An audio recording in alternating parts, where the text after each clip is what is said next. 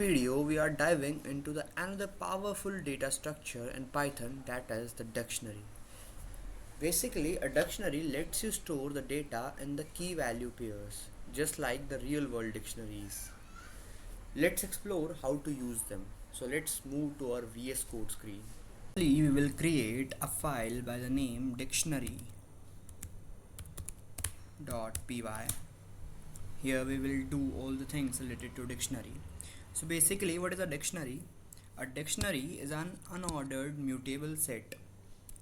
If I can write over here, it's an unordered and a mutable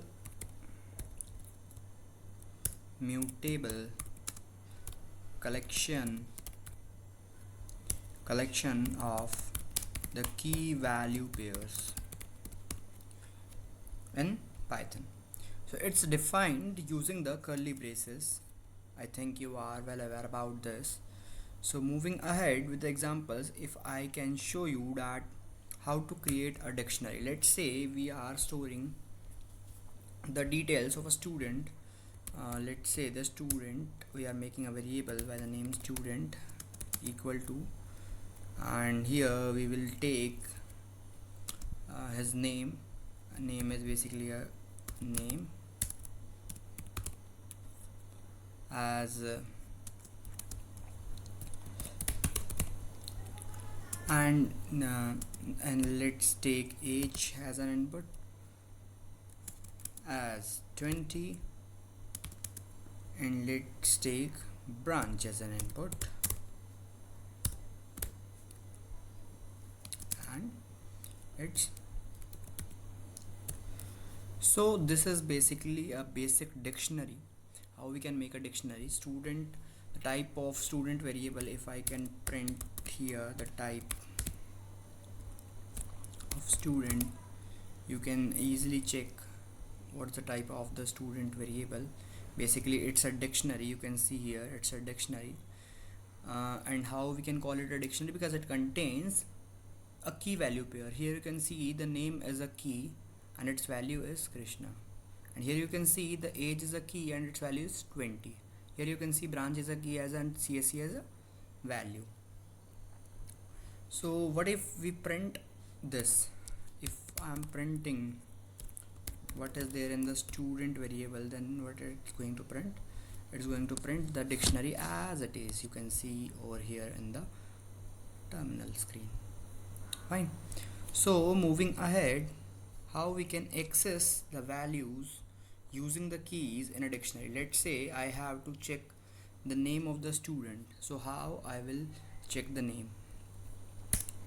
Firstly, I will tell you how to access the elements, how to access the values basically.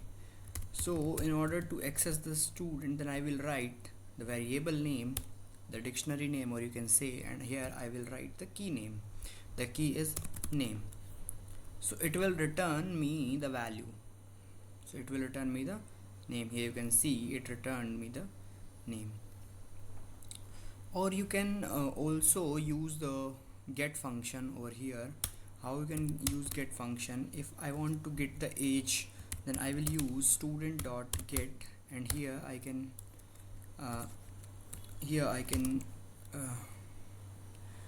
tell age.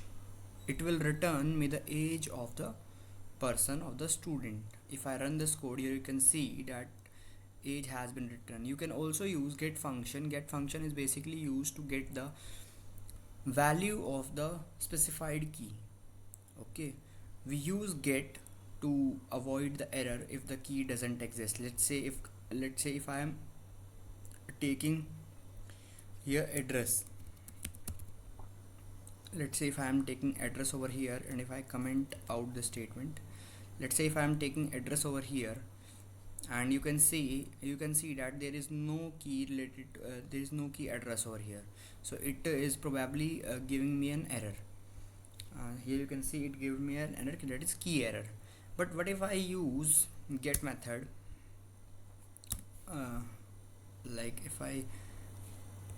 if I add address over here, what will it return to me? It will just give me none. it doesn't give me error. We use get method to avoid the error if the key doesn't exist. That's why we use get method. Next thing is how to modify the values in a dictionary. Let's say if the age is modified to 21. So how we will modify the age? We will modify the age by dictionary name, key name, and we'll just modify it with 21, because dictionary is a mutable collection, that is we can modify the values. Or if we want to add a new key, let's say if we want to add college name too, so what we do, student, here you can add college, and here you can add DTU. This is how you can make a new key, this is how you can make a new key, and this is how you can modify the existing key, modify the existing key.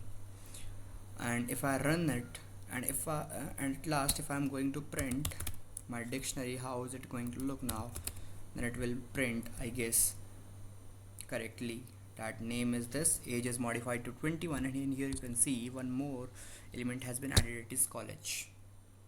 So this is how we can modify the values in a given dictionary. Next, moving ahead, if we want to remove some data, remove some items, let's key and value pairs are together called as items. If we want to remove some items, then we can we have three methods. First is del, just use del student, and I want to delete the branch, so I will use this, and it will delete this item, and it will delete this item properly. Okay, and if I use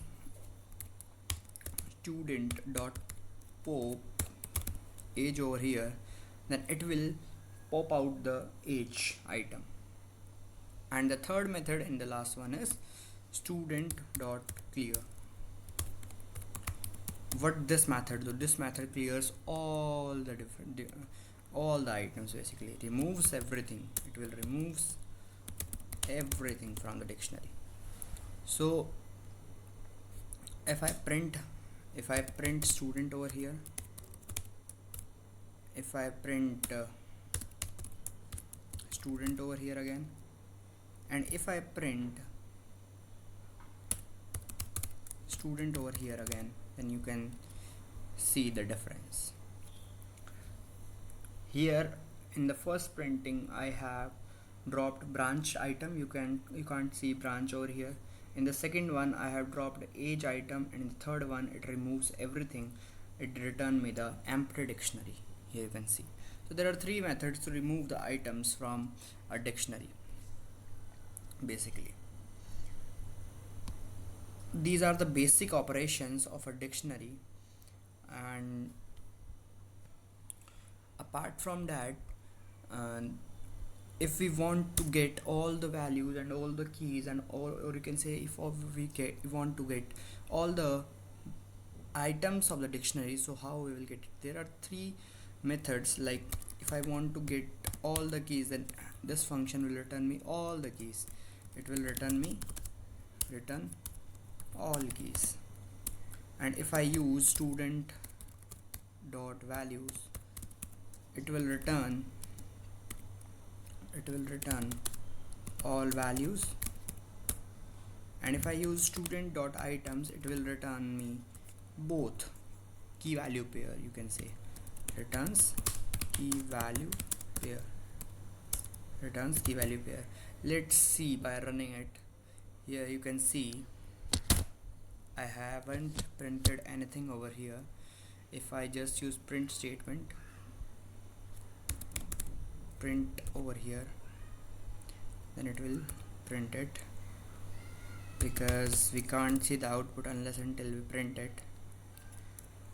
And wait a bit, print over here also, and if I just run it, and you can see it returned me all the keys, name, age, branch, and college. It returned me all the values, and it returned me all the items. Here you can see the items are returned in the form of a list which contains each item as a tuple, tuple here. You can see it's important, and it is asked in some exams that that dot items will return what? It returns us a list with each item in a single tuple. So these are some useful methods basically, and the this is the last, I guess. There is nothing more in the dictionary. We can use loops, etc. in upcoming videos, because this video is getting longer, and they are I guess they are of no use right now. And we can use the dictionary to store the data in the key value format, and we can use the loop using dot items. And like if we are using student dot items over here, we can use the loop and can access each item. And that's it for this video. Dictionaries are super useful when we deal with the structured data. And in the next video we will be look at the f strings, the cleanest way to format the strings in Python basically. And that's it for this video. I hope you understood the concept of dictionary very well. That's it. Thank you guys. Thank you for listening very patiently to this video. Thank you.